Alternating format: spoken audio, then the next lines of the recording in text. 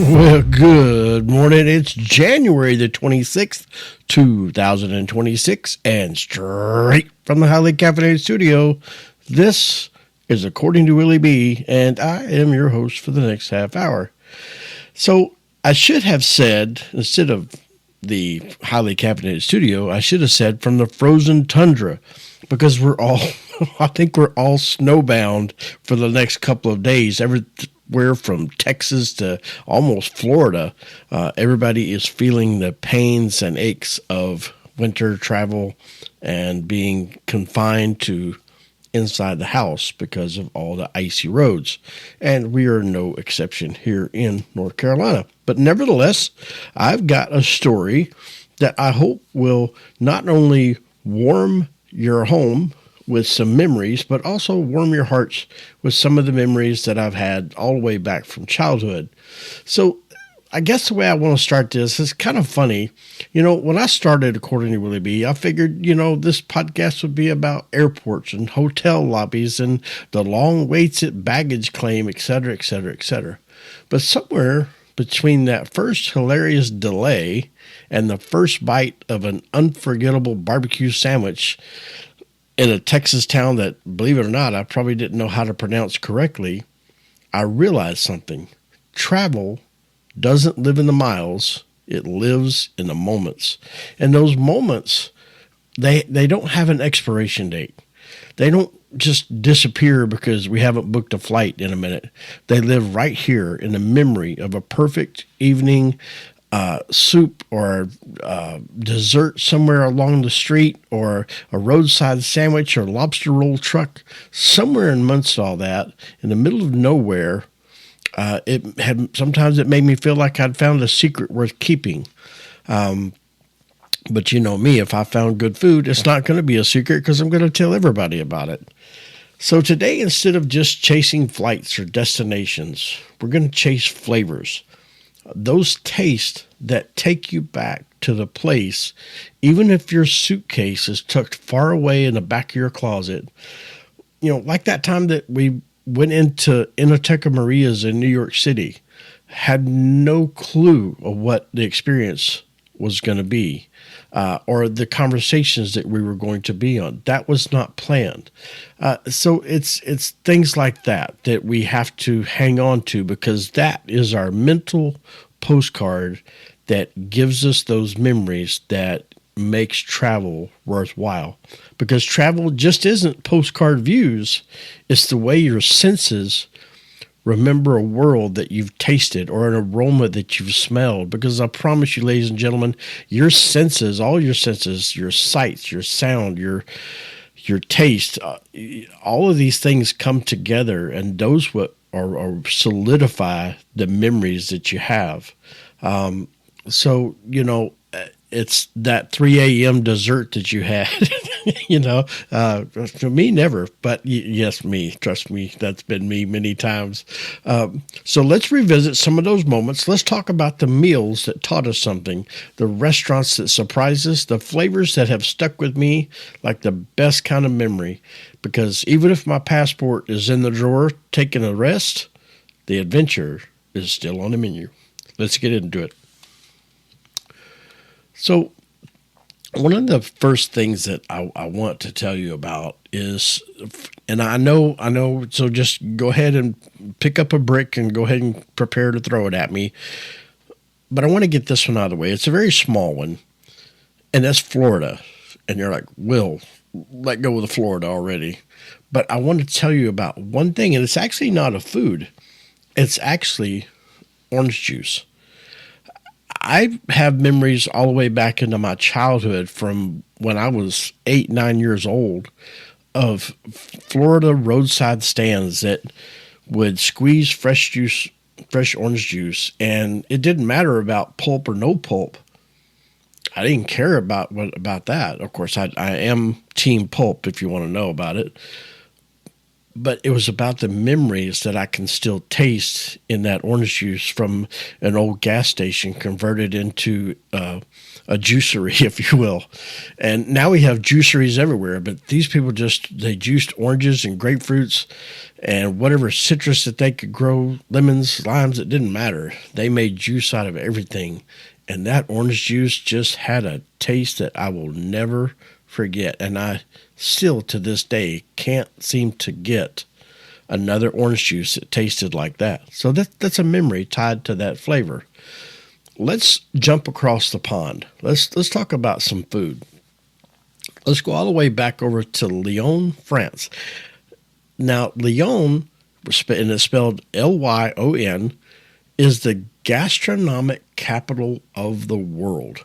Now, they have held that title since, I don't know, back in the 1800s, and they have produced some of the top chefs of the world. But let me tell you what my favorite thing about Lyon is. Now, did they have great food? Yes, they did. They had a lasagna there that would make you give up your citizenship, I promise you. But the desserts, the desserts in Lyon they should be a crime, because they had a praline. Some people call them pralines, but they had a praline. It's called tarte à praline. Now, this is, if you've never had it, it's red in color, and it's in nearly every dessert shop down those cobblestone streets.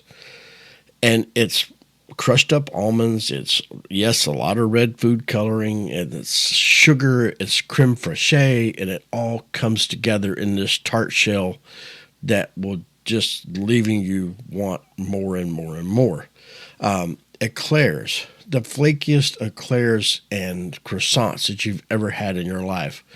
Macarons, they have flavor like no other that I've ever had.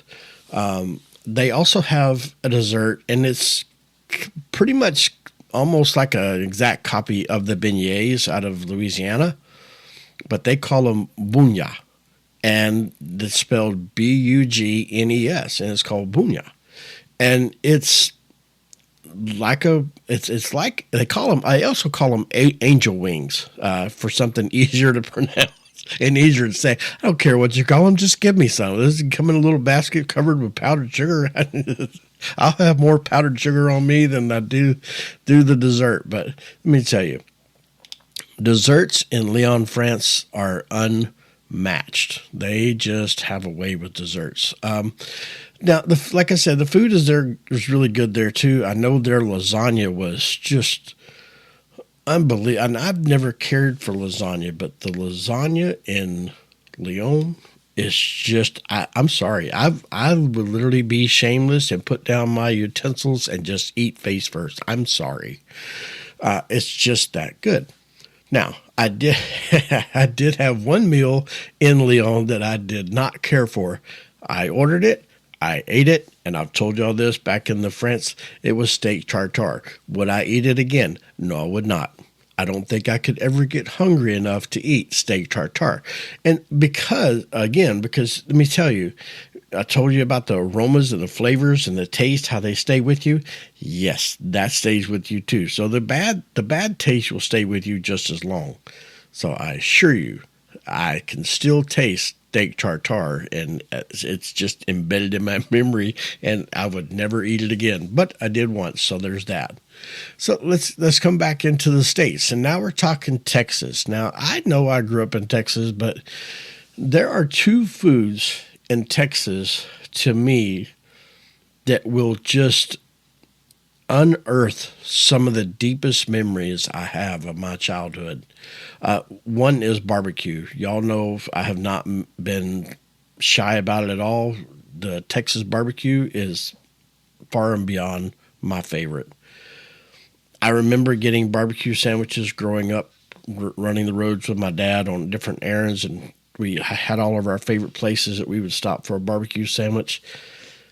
And while I love the flavor of a Texas barbecue, it's those days of we would get barbecue sandwiches, and that was just a thing for my dad and I. That was kind of our thing that we did.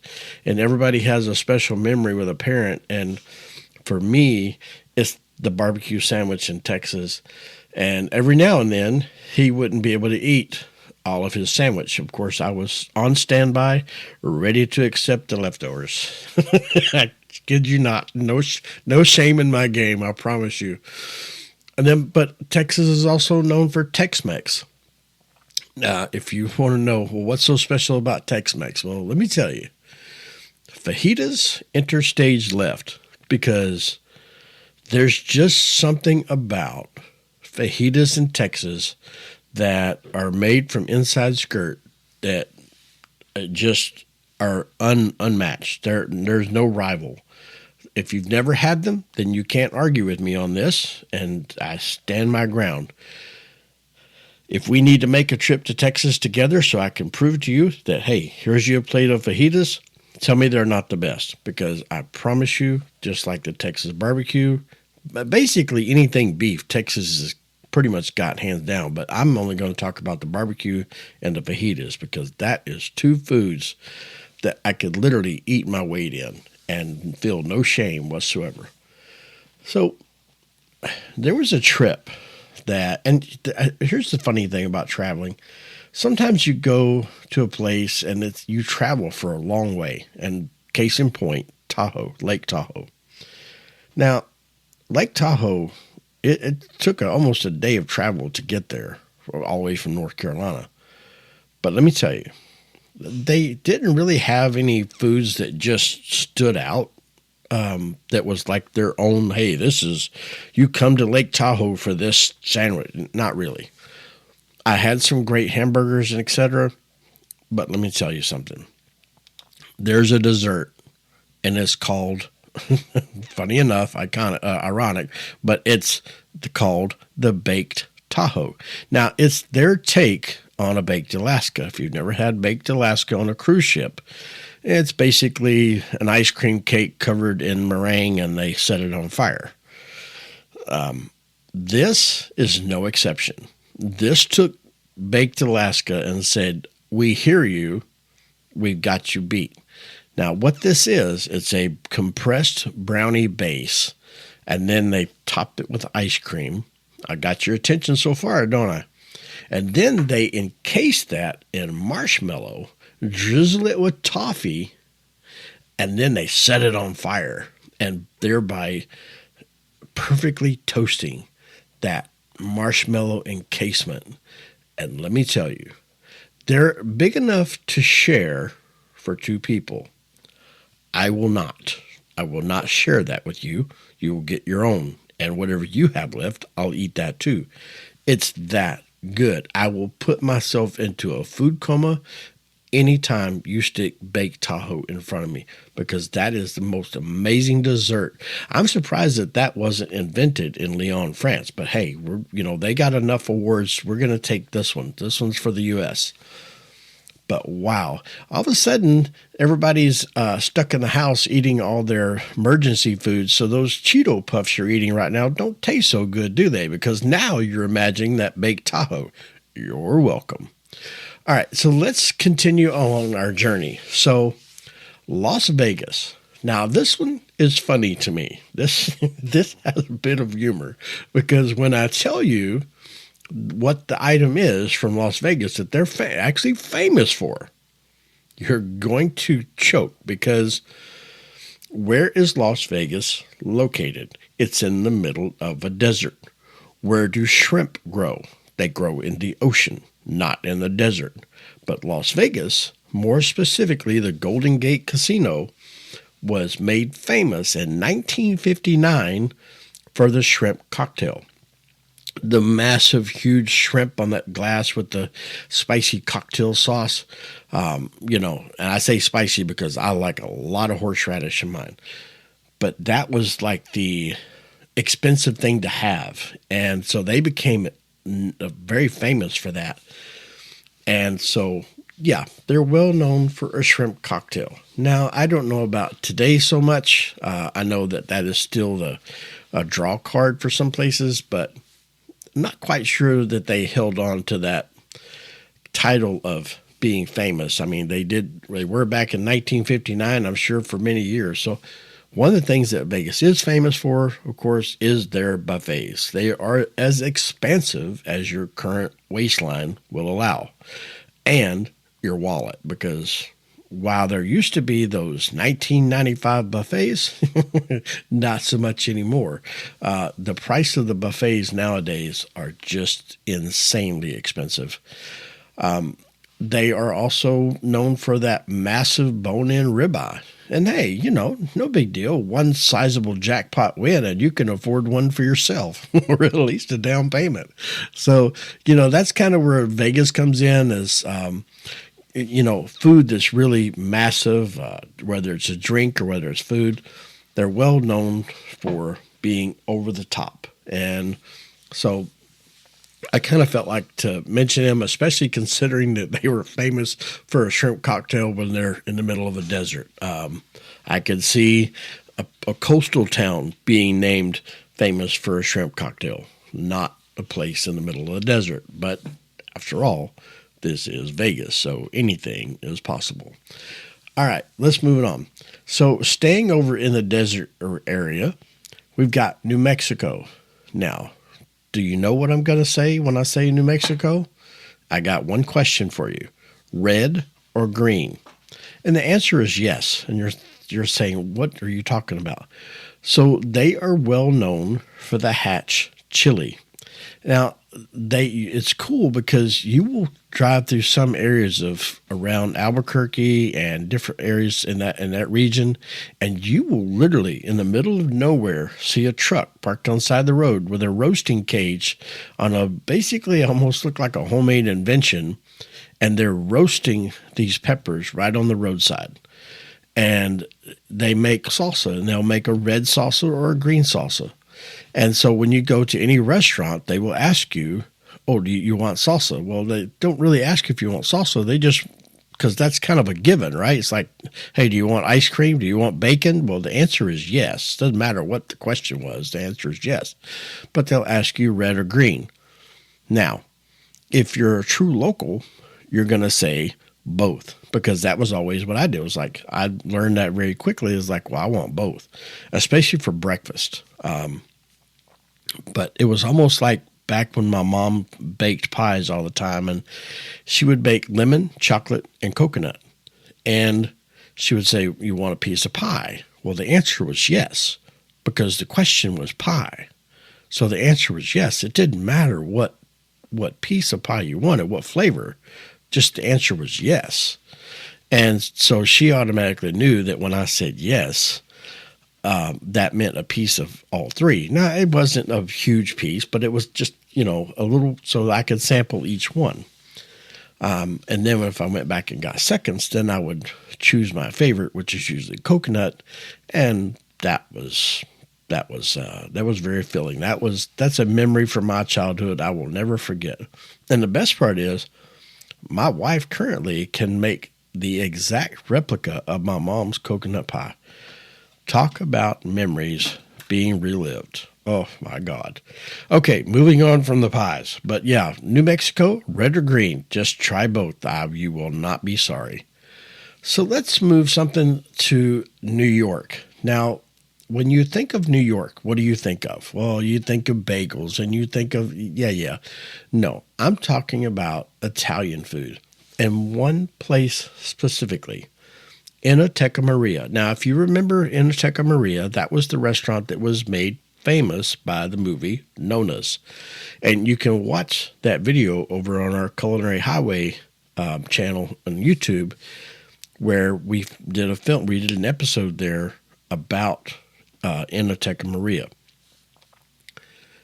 What makes Enoteca Maria special?